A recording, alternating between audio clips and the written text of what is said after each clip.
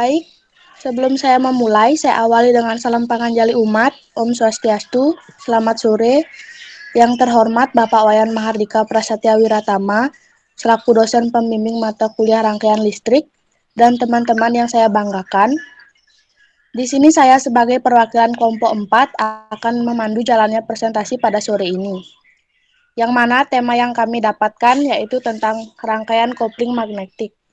Adapun kelompok saya, yang pertama saya sendiri, nama saya Nilu Gede Intan Anyaswari, NIM 2015061005, dilanjutkan oleh teman saya. Perkenalkan, nama saya Igede Arya Sutarja Kajeng dengan NIM 2015061010, dilanjutkan oleh teman saya. Perkenalkan, nama saya Madi Pasadi Dumaja dengan NIM 2015061016 dan teman saya. Perkenalkan, nama saya Ika Dedi Sutarnyana dengan NIM 2015061021. Perkenalkan, nama saya Ketut Ali Dharma Wijaya dengan NIM 2015061024. Tanpa berlama-lama lagi, langsung saja kita masuk ke materi yang pertama yang akan dibawakan oleh saya sendiri. Pengertian. Rangkaian kopling magnetik merupakan induktansi tegangan pada kumparan didefinisikan sebagai perubahan arus terhadap waktu yang melewati kumparan tersebut. Atau, ketika terjadi perubahan arus pada kumparan, maka terjadi perubahan flux magnetik yang menyebabkan terjadinya perubahan induksi tegangan. N sama dengan jumlah lilitan kumparan. Induktansi sendiri, tegangan yang melewati kumparan didefinisikan sebagai perubahan arus terhadap waktu yang melewati kumparan tersebut. V dalam kurung L sama dengan L D atau DT.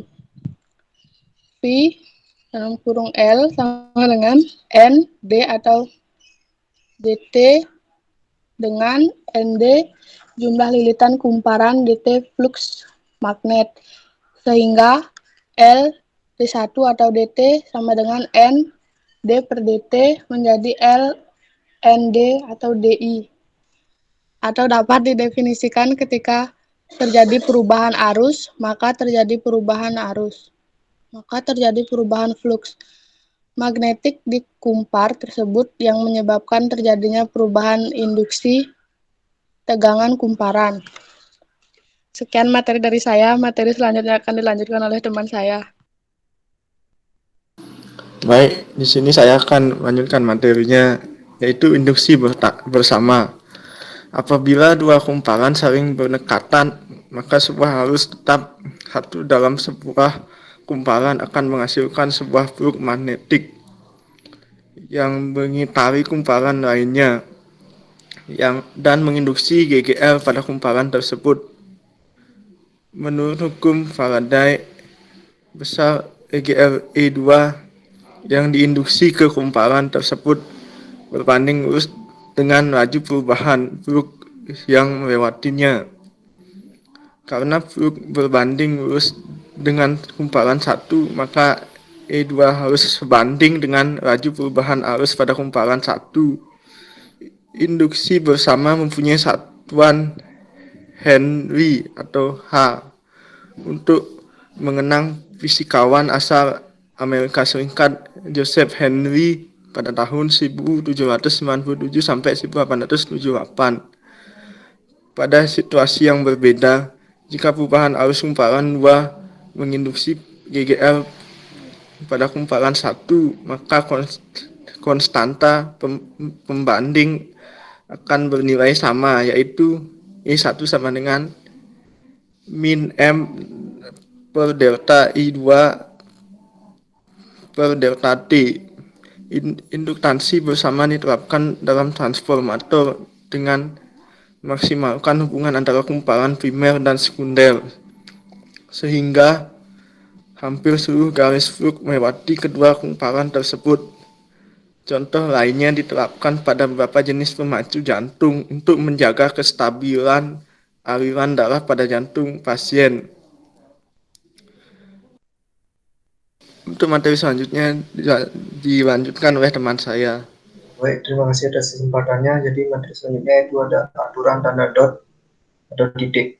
Ketika kedua arus diasumsikan masuk atau keluar dari pasangan kumparan di terminal bertanda dot, maka tanda M akan sama dengan tanda L seperti gambar di bawah. Jika salah satu arus masuk terminal dot dan arus yang lainnya keluar di terminal bertanda dot, maka tanda M akan berlawanan dengan tanda L seperti gambar di bawah. Tanda dot atau titik. Tanda dot dimaksud untuk mempermudah dalam penggambaran masing-masing kumparan. Tanda dot menentukan polaritas dari tanganan atau induksi bersamanya, tegangan atau induksi bersamanya, sehingga dari pengertian ini muncul aturan tanda dot. Ketika arus masuk terminal dot di kumparan arus satu dan arus lainnya masuk terminal dot lainnya di kumparan 2, maka induksi besarannya akan saling menguatkan. Dengan kata lain, tanda dari induksi sendiri akan sama dengan tanda induksi bersama. Contoh soal, tentukan nilai tegangan pada masing-masing seperti gambar di sebelah. Bisa dilihat untuk contoh soalnya, dari contoh soal tersebut dapat ditarik jawaban, yaitu V1 sama dengan L D1 per DT dikurang M D2 per DT, V2 sama dengan L2 D1 D2 per DT dikurang M D1 per DT. Selanjutnya, baik, sekian presentasi dari saya, akan dilanjutkan oleh teman saya. Terima kasih. Baiklah, di sini saya akan menjelaskan materi tentang koefisien kopling. Nah, koefisien kopling ini pun didefinisikan sebagai perbandingan antara flux bersama tentang total flux magnetik di satu kumparan, seperti dalam rumusnya. Nah, dari persamaan sebelumnya bisa dilihat seperti rumusnya segini, sehingga M sama dengan K dalam akar L1 L2, sehingga K sama dengan M dalam akar L1 L2, yang mana dalam aturannya jika nilai K sama dengan 0 berarti nilai M sama dengan 0, yang memiliki arti tidak ada kopling magnetik. Dan jika nilai K1 sama dengan jika nilai K sama dengan 1 berarti 1 2M sama dengan LL, atau yang bisa dilihat pada gambar, yang berarti tidak ada flux bocor atau semua flux bersama melingkari kedua kumparan, ya, atau bisa dibilang dengan unity coupled transformator.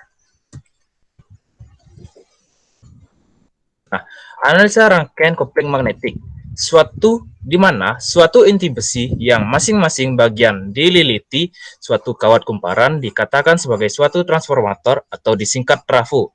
Trafo aplikasinya digunakan untuk mengubah amplitudo tegangan dengan menaikkannya untuk memperoleh transmisi yang lebih ekonomis ataupun menurunkannya.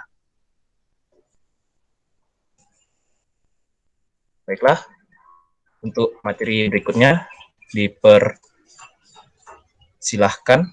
Baik, terima kasih atas waktunya. Di sini saya akan melanjutkan materi selanjutnya, yaitu transformator ideal. Transformator ideal adalah tanpa terkopel di mana koefisien kopling adalah hampir satu dan kedua reaktansi induktif primer dan sekunder adalah luar biasa besarnya dibandingkan dengan impedansi yang diberikan pada terminal atau trafo ideal. Adalah pasangan trafo yang tidak ada rugi-rugi di mana induktansi sendiri dan primer dan sekunder yang tidak terbatas, tapi perbandingannya kedua terbatas.